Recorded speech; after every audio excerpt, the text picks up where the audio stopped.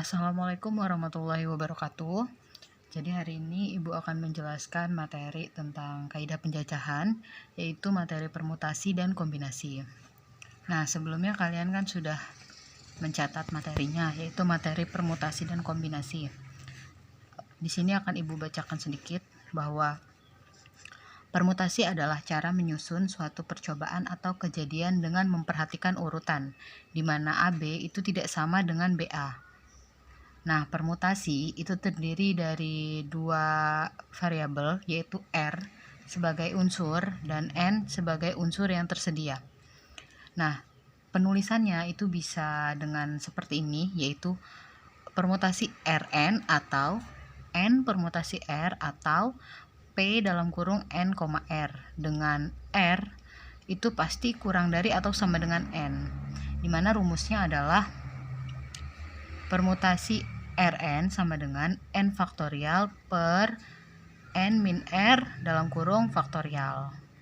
Untuk lebih jelasnya kita akan coba kerjakan contoh soal ini. Oke. Ini kita geser dulu.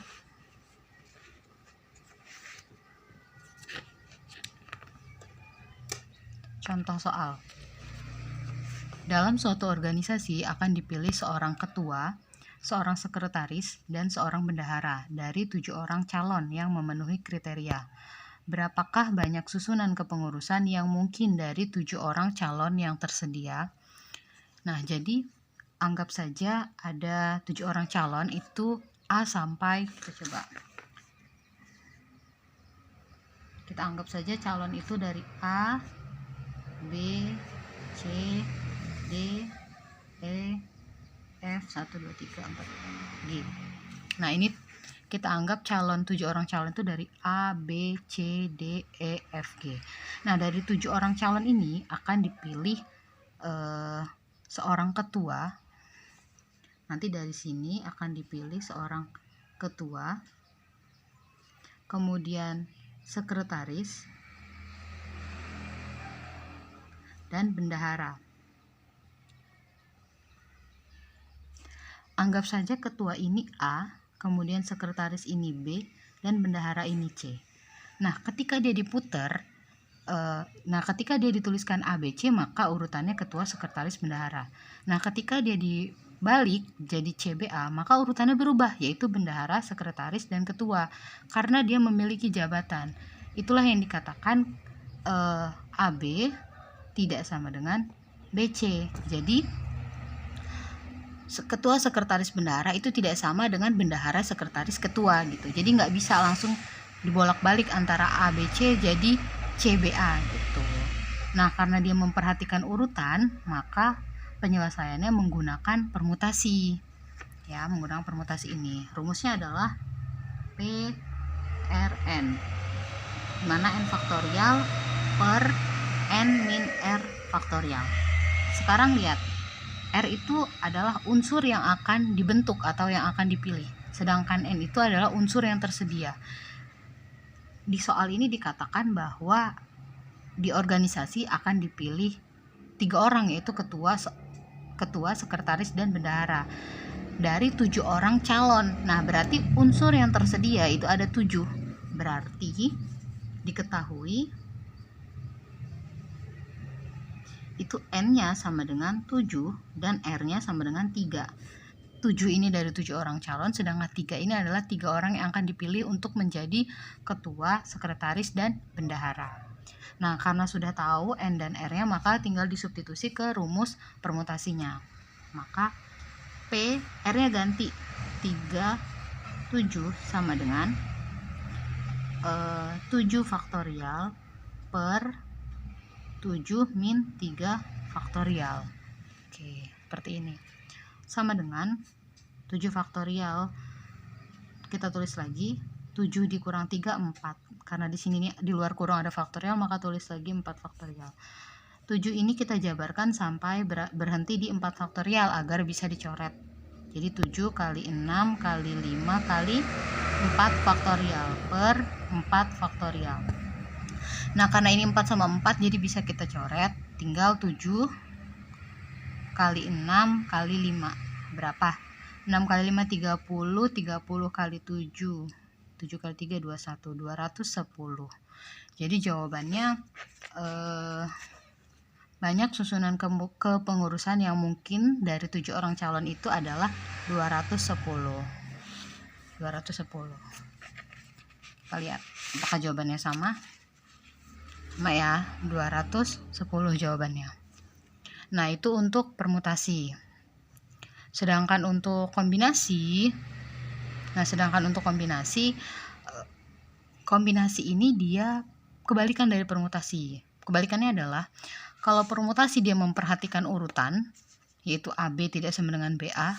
Nah, pada kombinasi ini dia tidak memperhatikan urutan, yaitu jadi AB sama dengan BA. Jadi ketika dia dibolak-balik itu sama saja.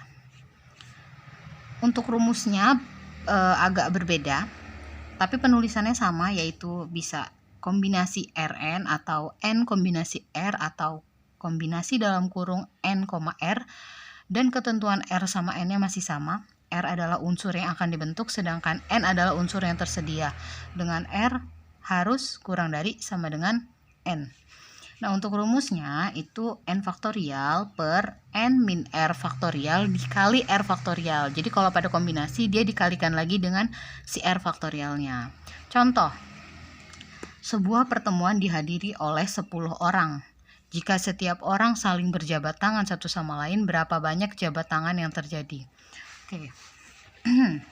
Kita coba kerjakan ya.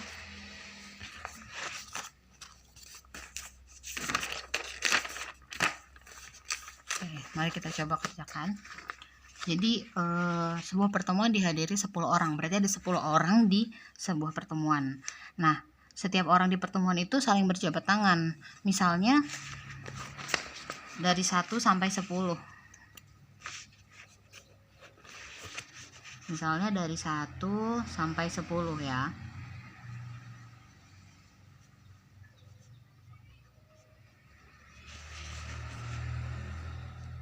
Nah, misalnya 10 orang ini yang ikut pertemuan saling berjabat tangan. Nah, ketika si nomor 1 ini berjabat tangan dengan si nomor 2, itu sama saja dengan si nomor 2 ketika dia berjabat tangan dengan si nomor 1. Jadi mau dibolak-balik sama saja, sama-sama berjabat tangan gitu. Karena dia tidak ada urutan atau dia tidak ada aturan jabatan. Jadi ketika dibolak-balik sama saja, mereka tetap berjabat tangan. Jadi mau nomor 3 berjabat tangan dengan si nomor 5, itu sama saja dengan si nomor 5 berjabat tangan dengan si nomor 3. Nah, karena dia tidak memperhatikan urutan, maka penyelesaiannya menggunakan kombinasi. Sekarang perhatikan berapa R unsur yang akan dipilih dan berapa N unsur yang tersedia. Terus diketahui N unsur yang tersedianya ada 10 karena dia dihadiri 10 orang, ya kan? Karena dia dihadiri 10 orang.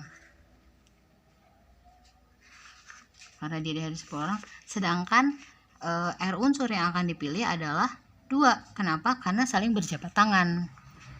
Jadi penyelesaiannya langsung saja.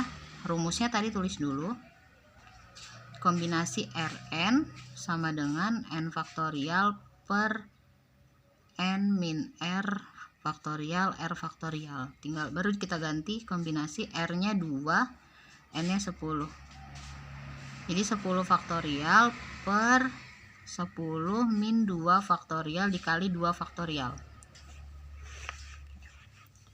Sama dengan 10 faktorial per 10 kurang 2, 8 faktorial dikali 2 faktorial. Jadi 10 bisa kita jabarkan dan berhenti di 8 faktorial ya. Jadi sama dengan 10 kali 9 kali 8 faktorial per 8 faktorial. 2-nya langsung jabarkan, yaitu 2 kali 1. Nah, ini bisa kita coret 8 sama 8. 2-nya bisa kita coret sama 10 jadi 5.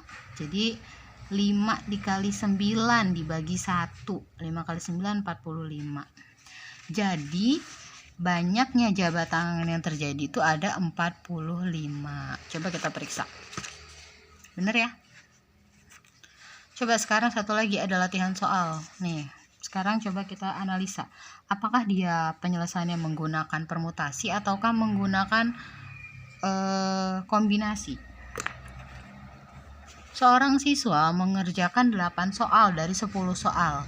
Tetapi soal nomor 1 dan 5 harus dikerjakan. Berapa banyak pilihan yang dapat diambil siswa itu? Oke, coba.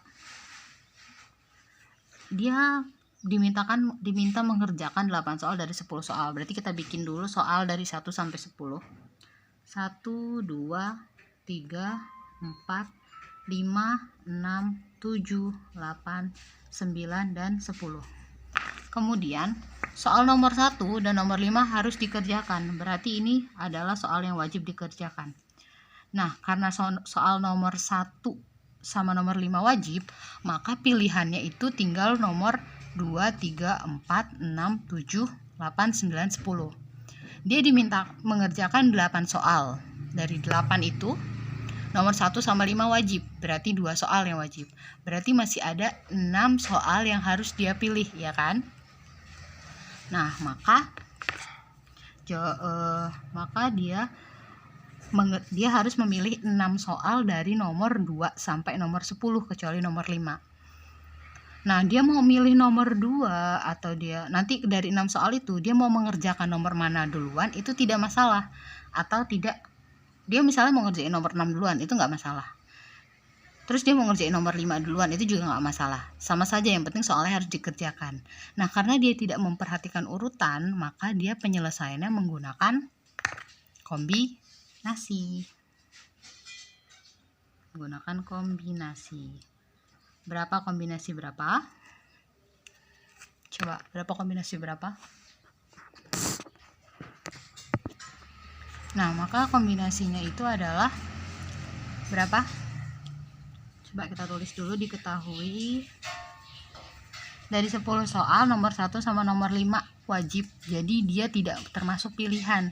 Maka pilihan yang tersedia adalah 1, 2, 3, 4, 5, 6, 7, 8. Jadi N unsur yang tersedia ada 8 soal.